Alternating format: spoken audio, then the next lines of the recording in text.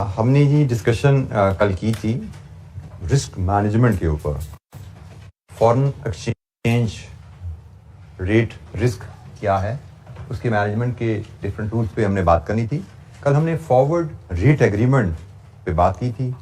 उसमें forward rate क्या होता है, प्रीमियम और डिस्काउंट्स क्या हैं, और स्पॉट रेट में प्रीमियम और डिस्काउंट को एडजस्ट करके हम कैसे फॉरवर्ड रेट डिटरमिन कर सकते हैं when we are dealing with direct quote, when we are dealing with indirect coat.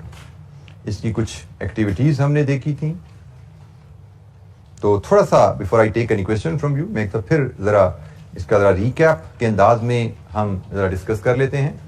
हमने पढ़ा था कि premium foreign currency quoted in forward could be at premium और डिस्काउंट। और हमने कहा था कि अगर डायरेक्ट कोट है जैसे पाकिस्तान में है तो उसमें प्रीमियम प्लस होता है, डिस्काउंट माइनस होता है, और इनडायरेक्ट कोट जैसे यूके में है तो वहां पे प्रीमियम माइनस होता है, डिस्काउंट ऐड होता है। स्पॉट में आप प्रीमियम ऐड करें तो फॉरवर्ड आ जाएगा, स्पॉट में से प्रीमियम लेस करें तो फॉरवर्ड आ जाएगा, स्पॉट में से प्रीमियम लेस करें तो फॉरवर्ड आएगा, स्पॉट में से डिस्काउंट ऐड करें तो फॉरवर्ड आएगा। ये स्पॉट रेट से फॉरवर्ड रेट में कन्वर्ट करना हो फॉरेन एक्सचेंज रेट, उसका रूल। फिर हमने डिस्काउंट और प्रीमियम की कोटेशंस डिफरेंट अंदाज में देखी थी। जैसे अगर हम पाकिस्तान की एक मिसाल लें और वहां पे रेट कोट हो रहा है से रुपीज पर डॉलर, तो हो सकता है हमें स्पॉट गिवन हो से जैसे आजकल चल रहा है 235 और से 237। We may be given 6 month premium, इसको पीएमबी आवाज का लिख दिया जाता है, 2.50 एंड 3.25। तो हम आसानी से, अच्छा यहां पे साथ बताया जाएगा करेंसी के, एक ऑप्शन है कि आपको यहां पे बताया जाए कि आपकी प्राइस भी रुपीस में है और प्रीमियम भी आपका रुपीस में है, तो आप आसानी से समझेंगे पाकिस्तान है, फर्स्ट करेंसी पे पाकिस्तान आ रहा है, डायरेक्ट कोट है, तो प्रीमियम ने ऐड होना है 237.50 एंड 240.25। ये फॉरवर्ड रेट आपके आ गया, ये आपका 6 मंथ फॉरवर्ड बन गया। एक तरीका हो गया जी ये। एक और कोटेशन का तरीका लेते हैं, से हम जाते हैं यूएस में। यूएस में गए और वहां पे रेट हमें मिल रहा है से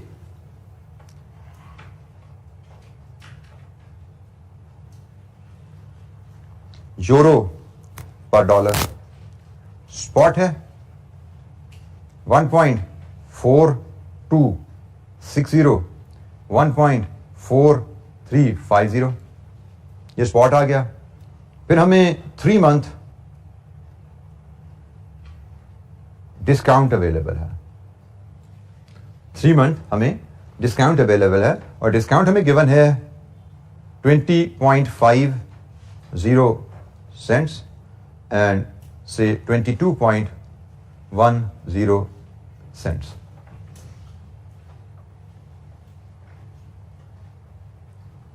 सबसे पहली चीज, अब हमें यहां पे फॉरवर्ड डिटरमिन करना है तो हमें देखना है ये कोड डायरेक्ट है या इनडायरेक्ट है।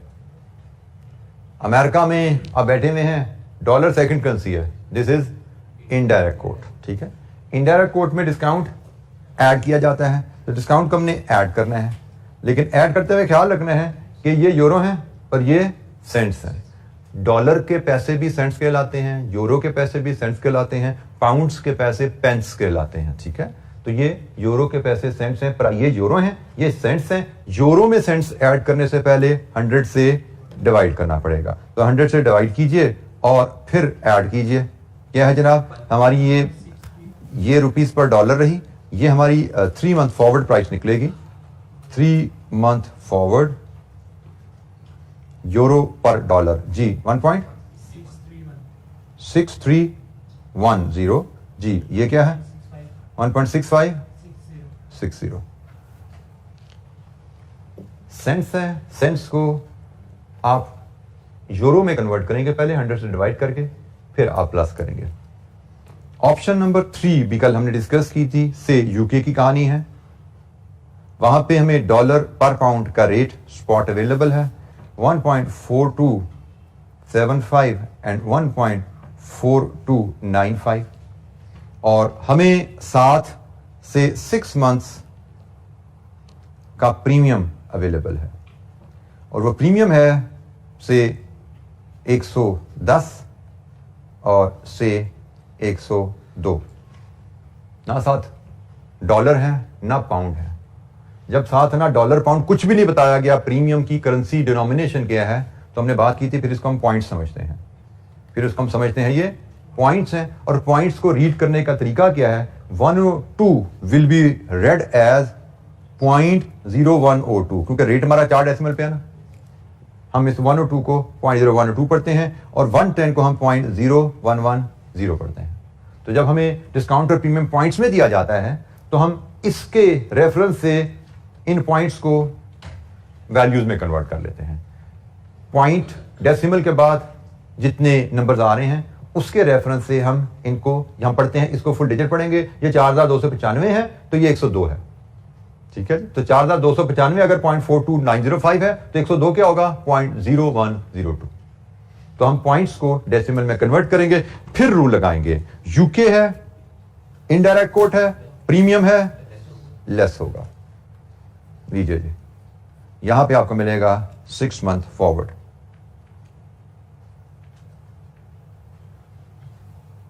डॉलर पर पाउंड 4165 और ये जी 93। ठीक है, 3 तरह से मैंने आपको बताया कि आपको डिस्काउंट और प्रीमियम की फिगर्स कोट की जा सकती हैं। Rupees, euro cents and then dollar और पॉइंट्स। 3 तरह से आपको कोटेशंस दी जा सकती हैं प्रीमियम या डिस्काउंट की। तो आपको तीनों तरीके से पता होना चाहिए। जब प्राइस भी रुपीज में है, ये भी रुपीज है, ये भी रुपीज है, no adjustment required, simply plus minus. जब ये यूरो हैं, ये सेंट्स हैं, तो सेंट्स को यूरो में कन्वर्ट करके फिर एडजस्टमेंट करेंगे। जब ये प्राइस डॉलर में है और ये पॉइंट्स में है तो पॉइंट्स को भी डॉलर में कन्वर्ट करेंगे। पॉइंट्स को डॉलर में कैसे कन्वर्ट करना है उसका तरीका मैंने आपसे शेयर कर लिया। कन्वर्ट करके फिर आप एडजस्ट करेंगे स्पॉट में फॉरवर्ड निकालने के लिए।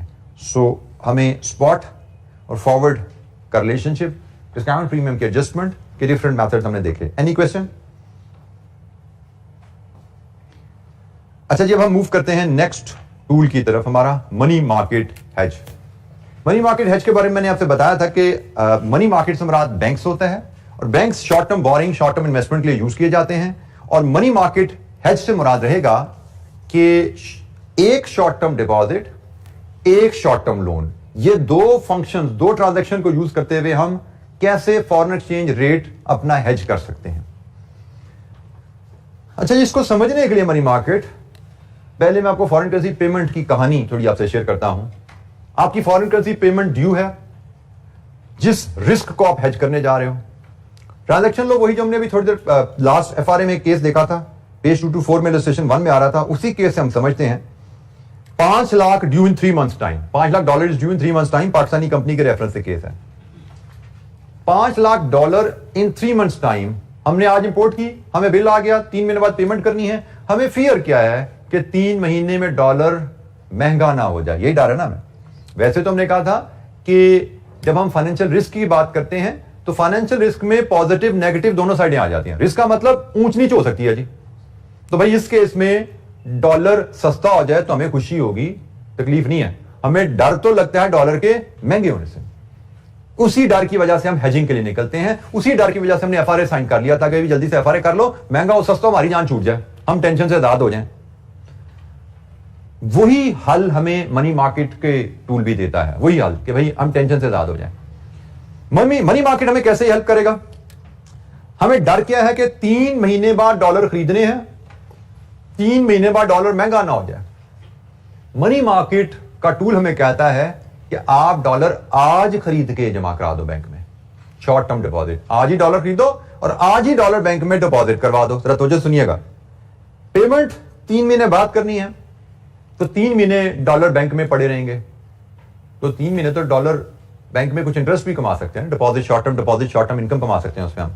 तो इसका मतलब फिर अगर हमने आज डॉलर बैंक में जमा कराने हैं तो आज फिर 5 लाख जमा कराने की जरूरत नहीं है, 5 लाख से थोड़ा काम करा पाएंगे। हम आज इतने डॉलर करवा देंगे कि 3 महीने में 5 लाख पूरे हो जाएं। अच्छा, अब होता क्या है कि जब मैंने आज डॉलर खरीद के बैंक में रखवा दिए, इतने रखवाए कि 3 महीने बाद 5 लाख वहां पे जमा हो जाएंगे, तो मुझे फिर 3 महीने बाद 5 लाख डॉलर खरीदने नहीं पड़ेंगे। तो अगर आज मैं डॉलर खरीद के बैंक में रखवा देता हूं तो मेरा करेंसी रिस्क खत्म हो जाता है, क्योंकि करेंसी रिस्क तो तभी आता है ना कि भाई मैंने फ्यूचर में डॉलर खरीदने हैं, डॉलर कहीं महंगा ना हो जाए। आज खरीद, मनी मार्केट हेज क्या कहता है कि भाई बैंकों में डिपॉजिट की ऑप्शन अवेलेबल होती है, आज खरीद के बैंक में डिपॉजिट रखवा दो। तो अब मैंने आज खरीद के बैंक में डिपॉजिट रखवाए तो मुझे 3 महीने बाद डॉलर खरीदने की जरूरत नहीं है। मुझे 3 महीने बाद सिर्फ अपने डिपॉजिट अकाउंट से पैसा निकालना है और अपने सप्लायर को पे कर देना है। ये एक साइड मैंने बताई, फॉरेन करेंसी डिपॉजिट। अभी ट्रांजैक्शन पूरी नहीं हुई, दूसरी साइड हमने डिस्कस करनी है। जी बेटा, क्वेश्चन करना चाहते हैं? सर, अगर हमारे पास पैसे होते तो हमने सप्लायर से 3 महीने का क्रेडिट ही क्यों लेना था? अगर हमारे पास पैसे होते तो हमने 3 महीने का क्रेडिट क्यों लेना था? तो हमारे पास पैसे नहीं है बेटा। मैंने कहा डॉलर खरीद लो, बट मैंने ये तो बात ही नहीं कि पैसे आएंगे कहां से डॉलर खरीदने के लिए। ये दूसरा पार्ट है जो हमने डिस्कस करना है। वही उसका सवाल के साथ डॉलर खरीदेंगे कहां से, पैसे कहां पे है? तो मैंने क्या कहा था, मनी मार्केट हेज में 2 ट्रांजैक्शन होती हैं, एक डिपॉजिट और एक लोन। तो अब बारी है दूसरी ट्रांजैक्शन की, लोन लोगे आप रुपीज में लोन लोगे। आज आपने नॉर्मल बिजनेसेस में समझाया जाता है इन द एब्सेंस ऑफ इंफॉर्मेशन कि आपने सप्लायर को जब भी पेमेंट करनी है ना, आपने बैंक से उधार लेके पेमेंट करनी है। नॉर्मल मैथमेटिक्स के लिए, फाइनेंशियल मैनेजमेंट के हिसाब किताब के लिए, कैश फ्लोज के लिए, in the absence of information to the contrary, हमारी नॉर्मल अजम्पशन रहती है कि हमने जब भी सप्लायर को पेमेंट करनी है ना, बैंक से उधार लेके पेमेंट करेंगे। हम ओवरड्राफ्ट पे चल रहे होते हैं। This is the normal assumption. इसका बैकग्राउंड आगे चल के मजीद क्लियर हो जाएगा जब बीएफडी में जाएंगे। फिलहाल आपके लिए इतना ही काफी है कि नॉर्मल अजम्पशन रहती है कि हम भाई उधार पे चल रहे होते हैं। जब भी पैसे की होती है कि बैंक से पैसा निकाल के ही हमने पेमेंट करनी है। तो भाई 3 महीने बाद जो बैंक से पैसा निकालना है, आज बैंक से पैसा ले लो, आज बैंक से पैसा उधार लो, आज उस पैसे से डॉलर खरीदो और आज वो डॉलर बैंक में रखवा दो। जब आप आज रुपए उधार लेते हो, रुपए उधार लिए, आज उन रुपयों से डॉलर खरीद लिया और आज वो अपने डॉलर बैंक में रखवा दिए। जब ये 3 काम आज कर लेते हो तो अब 3 महीने बाद एक चीज आपको पता है कि मेरे डिपॉजिट अकाउंट में 5 लाख डॉलर इकट्ठे हो जाएंगे। कंफर्म है, कोई रिस्क नहीं है इसमें। और दूसरी चीज आपको यह भी पता है कि आज जो पैसे उधार लिए हैं, 3 महीने में प्रिंसिपल प्लस इंटरेस्ट कितना इकट्ठा हो जाएगा। तो प्रैक्टिकली 3 महीने बाद एक बैंक से 5 लाख डॉलर निकालने हैं, दूसरे बैंक का लोन आपने सेटल करना है। तो प्रैक्टिकली आपने आज की तारीख में लॉक कर लिया कि 5 लाख डॉलर के अगेंस्ट लोन विद इंटरेस्ट मुझे कितना पे करना पड़ेगा 3 महीने बाद। फॉरेन करेंसी रिस्क आपका खत्म हो गया। वन में आर्गू कि भाई मुझे लोन पे इंटरेस्ट पे करना पड़ा, तो एक बात, इधर लोन पे इंटरेस्ट पे किया तो उधर डिपॉजिट पे इंटरेस्ट कमाया भी तो है। लेकिन इससे भी अहम बात जो कि हम पढ़ रहे हैं, दैट इज रिस्क मैनेजमेंट। हम कोई मुनाफा कमाने का तरीका नहीं यहां सीख रहे, हम क्या सीख रहे हैं? Risk management. मतलब अनसर्टेनिटी खत्म हो जाए। अब कंपेयर करो कि मैंने मनी मार्केट हेज नहीं बनाया, ना लोन लिया, ना डिपॉजिट करवाया, मैंने एफआरए नहीं किया, तो I am my company is expose to foreign exchange risk कि अभी 3 महीने बाद 5 लाख डॉलर खरीदने हैं, पता नहीं कितने के मिलेंगे। वर्सेस एफआरए कर लिया, रिस्क इज ओवर, मुझे पता है 3 महीने बाद 5 लाख डॉलर कितने के मिलेंगे। वर्सेस मनी मार्केट हेज बना लिया, मुझे पता है 3 महीने बाद मैंने लोन विद इंटरेस्ट कितने रुपीस का सेटल करके 5 लाख निकलवाने हैं। कॉस्ट कितनी है, कम है, ज्यादा है, क्वेश्चन यहां पे ये नहीं है। क्वेश्चन रिस्क मैनेजमेंट में क्या होता है, कितनी कॉस्ट है पता हो, उसमें कोई ऊंच नीच का डर ना हो। तो जब तक मैंने डॉलर नहीं खरीदे थे, ऊंच नीच का डर है। जब तक मैंने एफआरए नहीं किया, ऊंच नीच का डर है। The moment I sign FRA, ऊंच नीच का डर खत्म। The moment I complete market है, रुपए उधार लूं, उससे डॉलर खरीदूं, डॉलर डिपॉजिट में रखवा दूं, the time I take these 3 steps, मेरा रिस्क वो भी खत्म हो जाता है कि मुझे पता है 3 महीने बाद 5 लाख डॉलर इकट्ठे हो जाएंगे और मुझे पता है 3 महीने बाद मुझे बैंक को कितना पैसा विद इंटरेस्ट पे करना है। आज ही मुझे पता लग गया कि मैंने 3 महीने बाद कितने रुपए बैंक को पे करने हैं, तब मुझे डॉलर मिलेंगे। तो अनसर्टेनिटी इज ओवर। हम यहां पे बिल्कुल डिस्कस नहीं करते कि इसका इंपैक्ट मेरे प्रॉफिट्स पे क्या पड़ रहा है। मुझे तो डॉलर महंगा मिल रहा है, तो भाई महंगे सस्ते की बात नहीं है, आपको पता तो है ना कितने का मिल रहा है। अगर आप एफआरए नहीं करते, मनी मार्केट नहीं करते, तो 3 महीने बाद कितने का मिलेगा नहीं पता, महंगा क्या बहुत महंगा भी मिल सकता है, जैसे भी पिछले 2-3 महीने में हुआ हमारे साथ पाकिस्तान में। एफआरए नहीं किया तो कुछ भी हो सकता है, एफआरए कर लिया, जो भी होना है पता है ना। This is what matters in business, कि भाई अच्छा है बुरा है पता होना चाहिए हमें, हमारे साथ होना क्या है। आपको पता है आपके साथ क्या होना है, यू कैन प्लान, आप उसके बारे में सोच सकते हो। आपको पता है बाहर बारिश होनी है, पता है तो भाई छतरी लेके निकलोगे। अब आपको पता ही नहीं बाहर बारिश होनी है कि नहीं होनी, शशोपंज में ही रहोगे।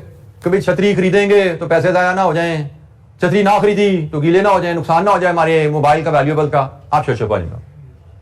क्लियर है कि भाई ऐसा होना है, यू कैन प्लान, आप उसका कोई हल निकाल लेते हो। तो बहरहाल ये है जी मनी मार्केट का कॉन्सेप्ट। एक इलस्ट्रेशन से यही कॉन्सेप्ट, जैसे हम कह इलस्ट्रेशन 3 में हमें ये डाटा अवेलेबल है, ट्रांजैक्शन वही है इलस्ट्रेशन 1 वाली, लेकिन मनी मार्केट के लिहाज से कुछ ज्यादा डाटा में अवेलेबल होता है। तो हम इलस्ट्रेशन 3 में आते हैं और इसमें ये जो ट्रांजैक्शन है पेमेंट वाली साइड, इसको हम डिस्कस करते हैं क्योंकि हमने पेमेंट का हेज बनाना सीख पे बात की है। A Pakistani company has falling exposure to foreign currencies. Payment of $5 lakh due in 3 months. दूसरी ट्रांजैक्शन बाद में पढ़ेंगे। It is 1 September and spot rate and interest rates are, ये जी रुपी डॉलर का स्पॉट रेट है और ये इंटरेस्ट रेट है डॉलर के और रुपीस के। इस सवाल के लिए जो चीजें चाहिए मैंने वो टिक की हैं जी आपको, ये रिसीट के लिए, बाकी चीजें मैं रिसीट के लिए चाहिए उनको हम बाद में डिस्कस करते हैं। सो $5 लाख की पेमेंट है, स्पॉट रेट हमें दिया गया है, हमें इंटरेस्ट रेट अवेलेबल है, डॉलर लोन लेना हो, डॉलर डिपॉजिट करना हो, रुपी लोन लेना हो, रुपी डिपॉजिट करना हो, ये जी डाटा अवेलेबल है। हमसे कहा गया show how money market hedge can be created to protect company from the forex risk. तो हम इलस्ट्रेशन 3 का पार्ट 1 देख रहे हैं जिसमें हमें पेएबल को हेज करना है। अच्छा, जिसकी कहानी तो मैंने आपको बता दी, कहानी मैंने आपको बताई कि आप बैंक से लोकल करेंसी उधार लोगे। हम LCY यहां पे जो लिखते हैं ये लोकल करेंसी के लिए यूज किया जाता है, ये लोकल करेंसी है, ये फॉरेन करेंसी के लिए एब्रीविएशन है। आप लोकल करेंसी बैंक से उधार लेते हो, उससे आज फॉरेन करेंसी बाय करके फॉरेन करेंसी आज बैंक में डिपॉजिट करवा देते हो। जब ये आज बोरो कर लिया, आज फॉरेन करेंसी बाय कर ली, आज फॉरेन करेंसी डिपॉजिट कर दी, जब ये 3 स्टेप आज कर लेते हैं तो हमें 3 महीने बाद की ट्रांजैक्शन पता लगी।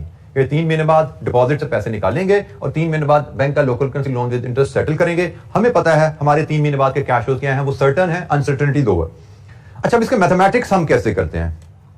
इसका मैथमेटिक्स के लिए मैं आपसे कोशिश करूंगा कि आपको स्टेप्स ऐसे अंदाज में बताए जाएंगे जिससे आपकी स्पीड और एक्यूरेसी बड़ी क्विक करे। क्योंकि मनी मार्केट हेज में अगर आप एक स्पेसिफिक अंदाज में कैलकुलेशंस को परफॉर्म करते हो, जैसे मैं कोशिश करूंगा आपसे शेयर करूं, तो ये आपका हेज भी ऐसे कैलकुलेट भी ऐसे होती हैं चीजें, और मार्क्स 3 या 4 नंबर का सवाल है, आप 2 मिनट से भी कम टाइम में ये 3-4 मिनट स्कोर कर लेते हो मनी मार्केट का हेज। तो हम इलस्ट्रेशन नंबर 3 के पार्ट 1 की बात कर रहे हैं जिसमें $5 लाख पेबल इन 3 मंथ्स की बात है। अच्छा जी, सबसे पहले मनी मार्केट हेज में मैंने आपको एक बात बोली कल, आज रिपीट की कि हर मनी मार्केट हेज में एक शॉर्ट टर्म लोन और एक शॉर्ट टर्म डिपॉजिट होता है। ठीक है, हर मनी मार्केट हेज में 2 ट्रांजैक्शन होगी, एक शॉर्ट टर्म लोन और एक डिपॉजिट। अच्छा, इसमें एक पॉइंट मैं और ऐड कर दूं, लोन और डिपॉजिट दोनों डिफरेंट करेंसीज के होते हैं। जैसे भी मैंने ट्रांजैक्शन बोल रहा था कि डिपॉजिट डॉलर का, लोन रुपीस का। ठीक हो गया, एक और पॉइंट ऐड हो गया कि एक लोन और एक डिपॉजिट मिलकर मनी मार्केट हेज बनता है, और लोन और डिपॉजिट दोनों डिफरेंट करेंसीज के होते हैं। अच्छा, मनी मार्केट हेज में हम 3 स्टेप्स हमारी वर्किंग है। मैं कहानी आपको सुना दी, अब मैं वर्किंग पे आ रहा हूं, मैथमेटिक्स इसका क्या है। 3 स्टेप वर्किंग होती है। सबसे पहली वर्किंग होती है, आपको देखना पड़ता है कि डॉलर आपने जो हेज करना है वो डॉलर लायबिलिटी को हेज करना है। ऐसे ही डॉलर पेबल है, तो पेबल तो लायबिलिटी है, डॉलर लायबिलिटी को हेज करने हैं। तो जब आपने फॉरेन करेंसी लायबिलिटी को हेज करना होता है तो आपको फॉरेन करेंसी एसेट बनाना है। फॉरेन करेंसी लायबिलिटी को हेज करना है तो फॉरेन करेंसी एसेट बनाना है। तो बोलो डिपॉजिट और लोन में से एसेट क्या होता है? डिपॉजिट। तो इसका मतलब आपको डॉलर डिपॉजिट करने हैं। यह आपकी पहली कैलकुलेशन होती है, पहला स्टेप होता है मनी मार्केट हेज का। हमने कैसे फैसला किया कि भाई हमें रिस्क क्या है? डॉलर लायबिलिटी का रिस्क है ना, तो डॉलर लायबिलिटी के रिस्क को हेज करने का तरीका है डॉलर एसेट बनाओ।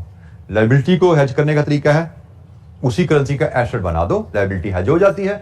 जैसे हम डॉलर पेएबल को हेज करने के लिए डॉलर डिपॉजिट ले रहे हैं, तो डिपॉजिट मेरे पास पड़ा हुआ है, उसी डिपॉजिट से कल को मैं लायबिलिटी सेटल कर दूंगा, इसी एसेट से मैं ये लायबिलिटी सेटल करूंगा। तो डॉलर लायबिलिटी को सेटल करने के लिए मुझे डॉलर एसेट चाहिए, और dollar asset mean dollar deposit. अच्छा, यहां पे मुझे जब पता लग गया मैंने डिपॉजिट डॉलर करना है, तो मुझे ये भी तो पता लग गया मुझे बारो क्या करना है।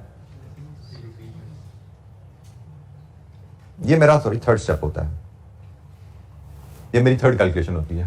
पहली कैलकुलेशन कैसे मैंने उठाई कि मैंने हेज क्या करना है, डॉलर लायबिलिटी। डॉलर लायबिलिटी को हेज करना है तो डॉलर एसेट बनाओ, डिपॉजिट इज एन एसेट। और जब मैंने डिपॉजिट डॉलर फैसला कर लिया तो मुझे पता है एक करेंसी डिपॉजिट होती है, दूसरी करेंसी बोरो होती है। तो हमारी ट्रांजैक्शन में दो ही करेंसी है, एक डॉलर एक रुपीज है। जब डॉलर ने डिपॉजिट होना है तो रुपी ने बोरो होना है।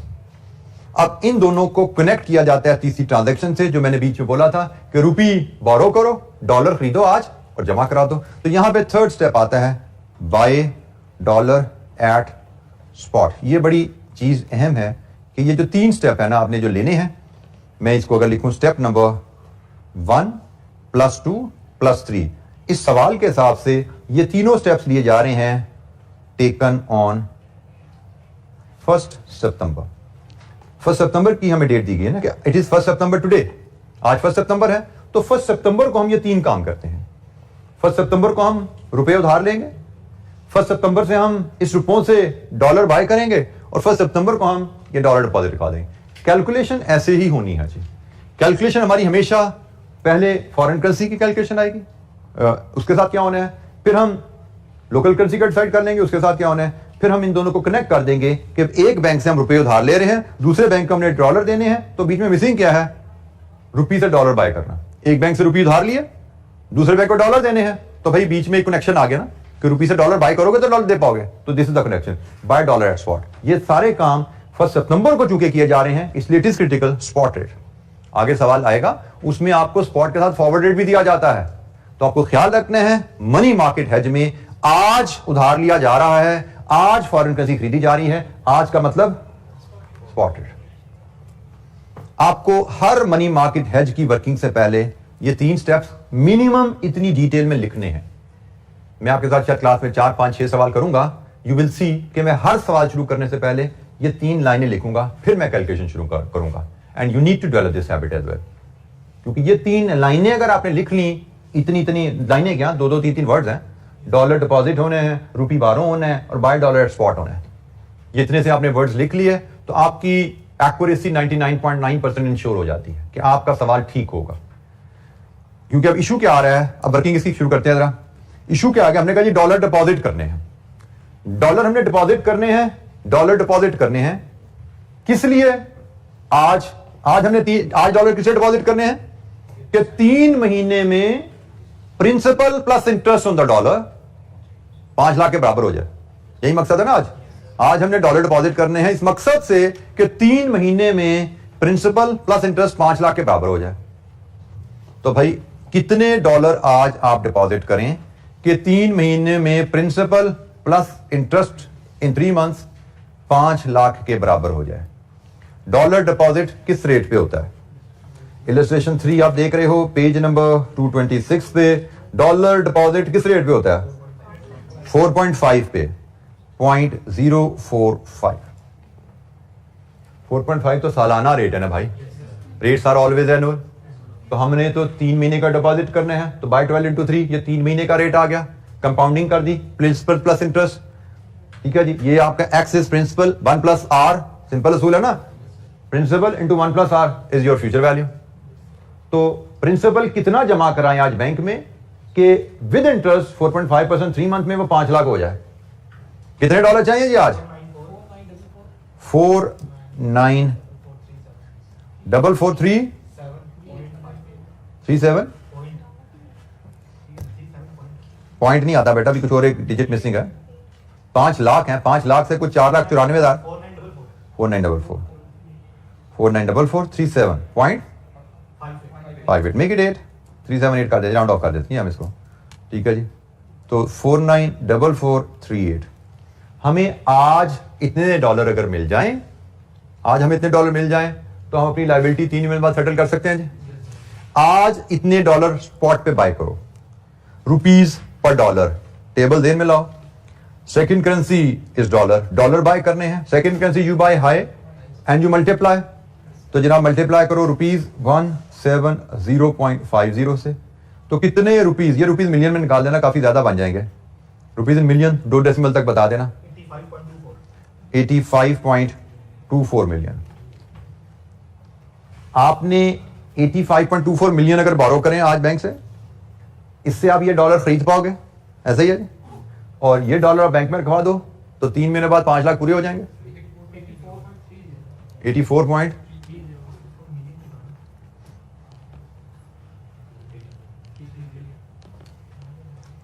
और ये पैसा आप बैंक से उधार ले लो। रुपी उधार लेने हैं। रुपी उधार बैंक से किस रेट पे मिलता है? रुपी लोन 3 महीने के लिए उधार लेना है आपने, तो 3/12 3 महीने बाद बैंक को कितने पैसे आपको देने पड़ेंगे principal plus interest? 85.46 million. Step number 1, 2, 3 ये आपने 1 सितंबर को दिए। और अगर ये फिर स्टेप नंबर 4 और 5 इसको मैं मार्क करूं, अगर मैं इसको 4 और 5 करूं तो ये 4 और 5 जो हैं ये आप आफ्टर 3 मंथ्स लेते हो। अक्टूबर, नवंबर, दिसंबर, 1 दिसंबर को लिए गए। 1 दिसंबर को आपने ये पैसे बैंक से निकलवाए, लायबिलिटी पे कर दी 5 लाख की, और 1 दिसंबर को आपने अपने लोकल बैंक को ये लोन विद इंटरेस्ट पे कर दिया। तो प्रैक्टिकली आपने किया क्या? ये 3 स्टेप जब आपने स्टेप नंबर 1, 2, 3 1 सितंबर को लिए हैं तो आपने ये 4 और 5 लॉक कर लिए हैं। ऐसे ही है। जब 1, 2, 3 आपने कर दिया 1 सितंबर को तो ये भी लॉक है, ये भी लॉक है। तो प्रैक्टिकली देखा जाए दिस डिवाइड विद दिस, आपने क्या रेट लॉक कर लिया?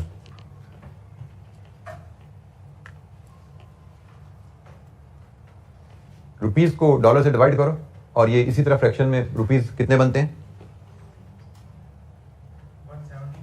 17.92 रुपीस पर डॉलर। आपने स्टेप नंबर 1, 2, 3 1 सितंबर को लिए, उसके नतीजे में आपको ये 4 और 5 लॉक हैं। 1 सितंबर को ही पता है ना आपको कि मैंने यहां से 5 लाख निकालने हैं, और आपको 1 सितंबर को ही पता है कि मैंने इनको इतने पैसे देने हैं। इसका मतलब 1 सितंबर को ही आपने 5 लाख डॉलर इतने रुपए में बुक कर लिया। ये रेट बनता है। जिस तरह एक रेट आपको एफआरए देता है ना, एक रेट मनी मार्केट से आप खुद बना सकते हो। ये भी एक तरह का एफआरए बन गया ना आपका, लेकिन मनी मार्केट की मदद से आपने खुद बनाया। मनी मार्केट की मदद से आपने खुद बनाया कि आपको पता है भाई इतने डॉलर मुझे 1 दिसंबर को इतने रुपए में मिलेंगे अगर मैं मनी मार्केट से इसको मैनेज करूं। तो ये है जी मनी मार्केट की ट्रांजैक्शन। ये हेज की वर्किंग आपको एग्जामिनर जैसे इसने कहा बताइए मनी मार्केट हेज कैसे बनेगा, तो ये मनी मार्केट हेज बना और ये उसकी कॉस्ट आ गई। 5 लाख डॉलर की पेमेंट आपको मनी मार्केट हेज के थ्रू कितना कॉस्ट करेगी?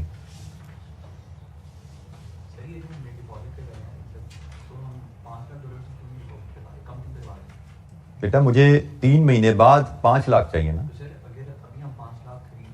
5 लाख जमा करवा दोगे तो 3 महीने बाद 5 लाख से ज्यादा हो जाएंगे।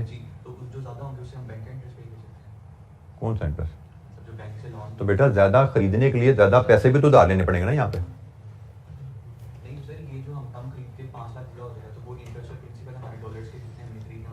जितनी मुझे डॉलर पेमेंट करनी है उतने डॉलर मुझे मिल जाएंगे। अब मुझे 5 लाख की जगह 5 लाख 5,000 मिल गए, मैं 5 लाख जो 5,000 डॉलर उसका मैं क्या करूंगा 3 महीने बाद? कौन सा इंटरेस्ट बेटा? ये डॉलर का इंटरेस्ट है, रुपीज में है।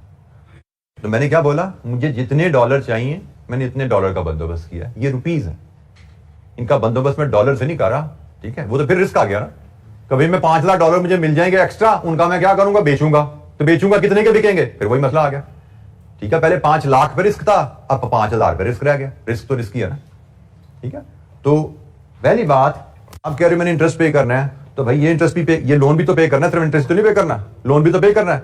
अगर मैं 5 लाख डॉलर खरीदूंगा तो मुझे लोन भी तो ज्यादा लेना पड़ेगा। यहां पे लोन भी तो ज्यादा लेना पड़ेगा, तो लोन ज्यादा लेंगे, लोन पे इंटरेस्ट भी ज्यादा हो जाएगा। अननेसेसरली ज्यादा लोन ले लिया, अननेसेसरली उस पर ज्यादा इंटरेस्ट बन गया, ठीक है? तो मैंने उतना लोन लिया जिससे मेरी लायबिलिटी सेटल होती है।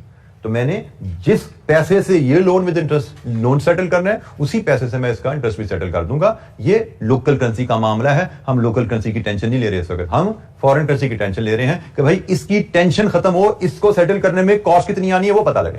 ये कॉस्ट अरेंज कहां से करनी है वो अलग कहानी है। फिलहाल हमें पता लग गया 5 लाख डॉलर 1 दिसंबर को इतने रुपए में मिलेंगे। This is risk management.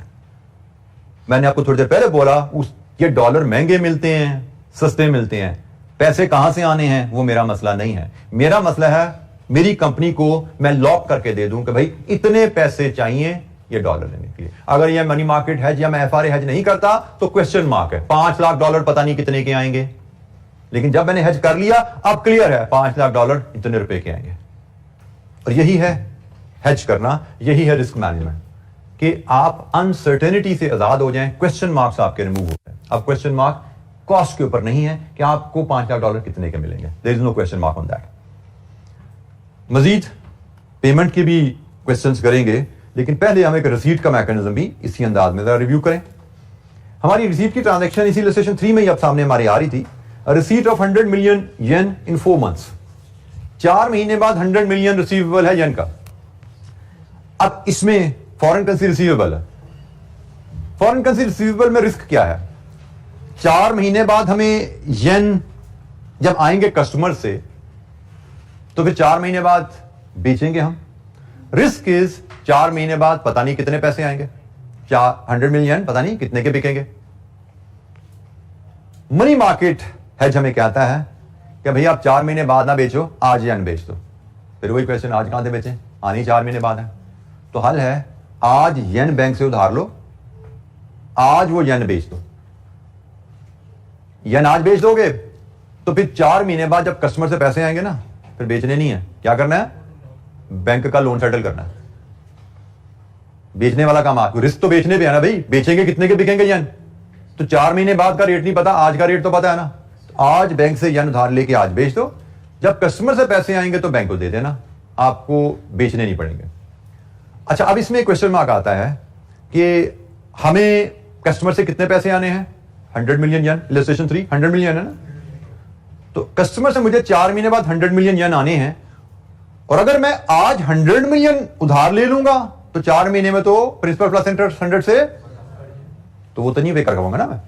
मुझे तो आज उतना उधार लेना है कि 4 महीने में 100 के बराबर हो जाए, ताकि 100 आए, प्रिंसिपल प्लस इंटरेस्ट सेटल, कहानी खत्म। अच्छा, आज जब मैं येन बेच दूंगा, येन बेच के आज मुझे रुपीज मिल जाएंगे, तो ये रुपीज तो मुझे एडवांस में मिल गया ना, मुझे तो असल में ये पैसे 4 महीने बाद मिलने थे। तो मैंने तो अपनी प्लानिंग के तहत रिस्क से बचने के लिए आज पैसे ले लिए, तो हम इस पैसे को 4 महीने के लिए बैंक में डिपॉजिट रखवा देते हैं। अब मैंने आज येन उधार लिया, आज येन बेच दिया, आज रुपए जो आए बैंक में डिपॉजिट रखवा दिया। अब ये 3 स्टेप आज जब ले लिए, अब मुझे 4 महीने बाद जो 2 स्टेप होने हैं वो पता लग गए, लॉक हो गए मेरे। स्टेप नंबर 1, 100 मिलियन येन आएगा, loan with interest foreign currency settle हो जाएगा। स्टेप नंबर 2, जो मैंने आज डिपॉजिट किया रुपीज, वो प्रिंसिपल प्लस इंटरेस्ट कितने इकट्ठे हो जाएंगे। तो प्रैक्टिकली स्पीकिंग, एक बैंक को मैंने 100 मिलियन येन दिए हैं, दूसरे बैंक से मैंने अपना रुपी डिपॉजिट विद इनकम वसूल कर लिया। तो मैंने 100 मिलियन येन मनी मार्केट हेज के थ्रू एक तरह का बेचा, कि एक बैंक को 100 मिलियन दिया, दूसरे बैंक से उसके बदले पैसे ले लिए। जिस तरह यहां पे था, एक बैंक को मैंने प्रिंसिपल लोन विद इंटरेस्ट पे किया, दूसरे से 5 लाख डॉलर ले लिए। इसी तरह वहां पे है कि 100 मिलियन एक बैंक को दिए, दूसरे से रुपीज ले लिए।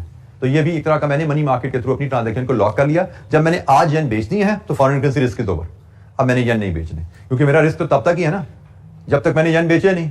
मुझे डर था 4 महीने बाद बेचूंगा, हाल निकाला आज बेच दी मैंने, रिस्क इज ओवर।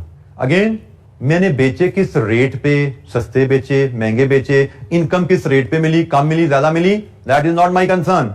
मेरा कंसर्न क्या है, जिस रेट पे बेचे आज बेच दिए ना, अब मजीद रिस्क तो नहीं है बेचने का। जिस रेट पे लोन लिया आज ले लिया ना, कोई डर तो नहीं है कि कॉस्ट ऊपर नीचे जाएगी। जिस रेट पे डिपॉजिट किया आज कर दिया ना, डर तो नहीं है।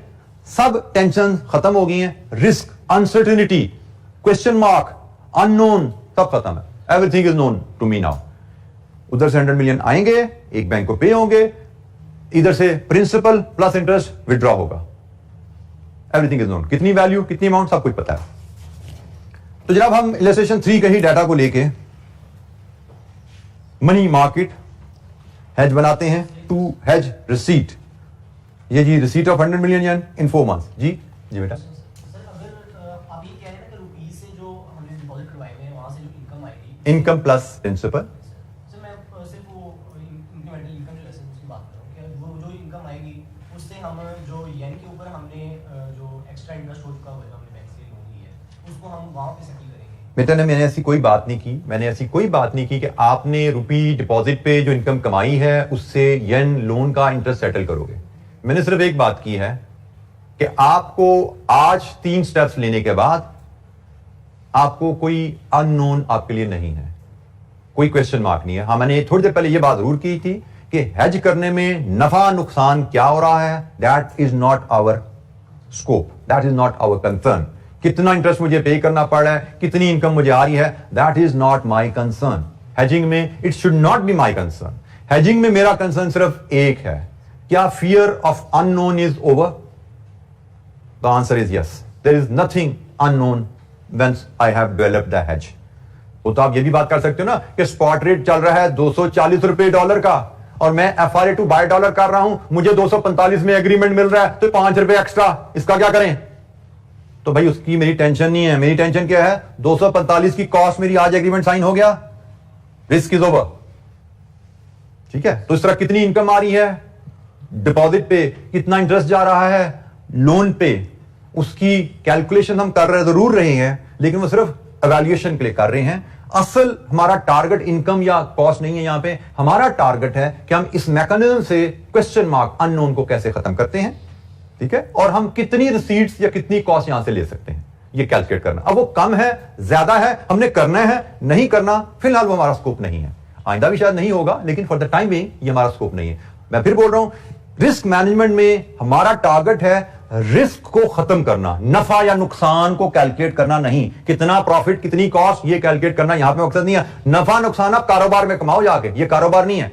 ये तो कारोबार कर रहे थे, एक टेंशन आ गई है, कारोबार कर रहे थे, रिस्क आ गया है, तो उस रिस्क को मैनेज कर रहे हैं। भाई नफा नुकसान हमने कारोबार में कमाना है, कितने यूनिट्स बेचने हैं, किस प्राइस पे बेचने हैं, अच्छी प्रोडक्शन करें, कॉस्ट एफिशिएंसीज लाएं, अच्छी प्राइसेस ले कस्टमर से, वहां पे जाएं, बिजनेस में बात करें। ये बिजनेस नहीं है, यहां पे रिस्क मैनेजमेंट की बात हो रही है कि भाई टेंशन खत्म करो। कारोबार में पहली बड़ी टेंशन है, कस्टमर भाग जाते हैं, कभी ऑर्डर वो कस्टमर के पैसे डूब जाते हैं, वो बड़ी टेंशन है वहां पे। यहां पे हिसाब किताब नहीं करना कि 2 रुपए चले गए तो 1 रुपए आ गया तो कम है ज्यादा है क्या, यहां पे बस खत्म करो टेंशन, ताकि ध्यान कारोबार पे रहे। ये एक हमारी बिजनेस की एक छोटी सी एक रिस्की एरिया है जिसको हम मैनेज करना सीख रहे हैं। इससे हम, मैं फिर बोल रहा हूं, मुनाफा या कॉस्ट कमाने की बात नहीं कर रहे। यहां पे हम क्वेश्चन मार्क अननोन के फियर को रिमूव करते हैं। अच्छा जी, ये जो हमारी रिसीट की ट्रांजैक्शन है जो 4 महीने बाद ड्यू है, 1 सितंबर के स्पॉट रेट्स। अब ये स्पॉट रेट्स हमारे लिए रेलेवेंट स्पॉट रेट्स ये हैं, और ये जी येन के मनी मार्केट रेट्स और ये रुपीस के मनी मार्केट रेट्स। अब हमने इसको हेज कैसे करने हैं? Receivable 100 million yen in 4 months. तो जैसे हमारी डिस्कशन हुई उसी के मुताबिक, इसी अंदाज में जैसे हमने पेबल का हेज बनाया है, इसी अंदाज में हम रिसीवेबल का हेज भी बनाएंगे। ट्रांजैक्शन नंबर 2 है 100 मिलियन येन रिसीवेबल इन 4 मंथ्स। तो उसी अंदाज में हमने येन के एसेट को हेज करना है।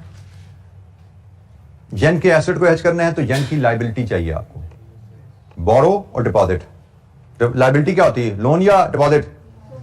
लोन। तो इसका मतलब पहली कैलकुलेशन आपकी रहेगी येन बोरो करोगे, और जब डिसाइड हो गया येन बोरो होने हैं तो आपको पता है कि रुपी डिपॉजिट होने हैं, क्योंकि हम नहीं पढ़ा एक करेंसी बोरो होती है, दूसरी डिपॉजिट होती है। जैसा यहां पे हमने पहले फैसला कर लिया था डॉलर डिपॉजिट होने हैं, तुमने कहा जी फिर रुपी बोरो होगा। इधर हमने फैसला कर लिया येन बोरो होने हैं, तो अंडरस्टूड है रुपी डिपॉजिट होने हैं। अब एक बैंक से आपने येन लिए उधार, दूसरे बैंक को आपने रुपीस देने हैं, तो कनेक्शन है sell euro at spot. This is the key. याद ख्याल रखिएगा कि मनी मार्केट में हम स्पॉट रेट पे आज की तारीख में ही पैसे बेच रहे हैं ना, स्पॉट रेट पे बेचेंगे हम। कैलकुलेशन उसी अंदाज में जैसे हमने परफॉर्म की थी। हमने येन बोरो करने हैं, 100 मिलियन येन नहीं बोरो करने, हमने सफिशिएंट येन बोरो करने हैं कि principal plus interest in 4 months 100 million yen के बराबर हो जाए। येन बोरो किस रेट पे होते हैं? 9% पे। और यहां पे ये भी ख्याल रखिएगा ये इंटरेस्ट फैक्टर से एडजस्ट हो रहा है, 1 के नीचे ये फैक्टर नहीं आ रहा, ठीक है। 1 is for the principal, interest is adjusted for the period. तो जनाब आपको कितने येन आज बोरो करने हैं?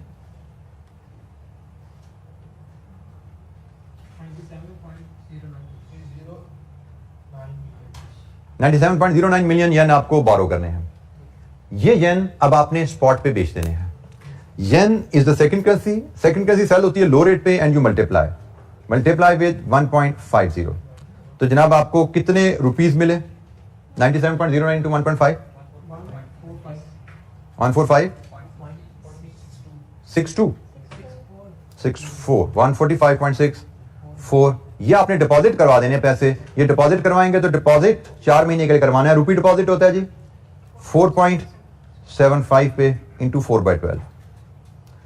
ये आप डिपॉजिट करवाएंगे और बताइए कितने पैसे इकट्ठे हो जाएंगे जी 4 महीने में? Rupees in million 147.995। फिर वही बात यहां पे जैसे मैंने आपको पीछे एक्सप्लेन की थी कि आप स्टेप नंबर 1 + 2 + 3 ये लेते हैं 1 सितंबर, और फिर 4 महीने गुजरते हैं तो 4 और 5 लिए जाते हैं। 4 + 5 आप लेते हैं 4 महीने बाद, अक्टूबर, नवंबर, दिसंबर, जनवरी, 1 जनवरी। लेकिन स्टेप 4 और 5 की आउटकम क्या है ये आपको 1 सितंबर को ही पता है। आपको 1 सितंबर को ही पता लग गया कि 100 मिलियन येन से आपका लोन विद इंटरेस्ट सेटल होगा, और आपको 1 सितंबर को ही पता है कि प्रिंसिपल इस रेट पे जब डिपॉजिट करवा रहे हैं तो विद इंटरेस्ट कितना बनेगा पैसा। तो प्रैक्टिकली आपने 1 सितंबर को ही क्या रेट लॉक कर लिया? 1.48 रुपीज पर येन। आपने प्रैक्टिकली ये रेट लॉक कर लिया 1 सितंबर को थ्रू मनी मार्केट। एफआरए से भी लॉक करते हैं हम, मनी मार्केट से भी लॉक करते हैं जी। Money market hedge,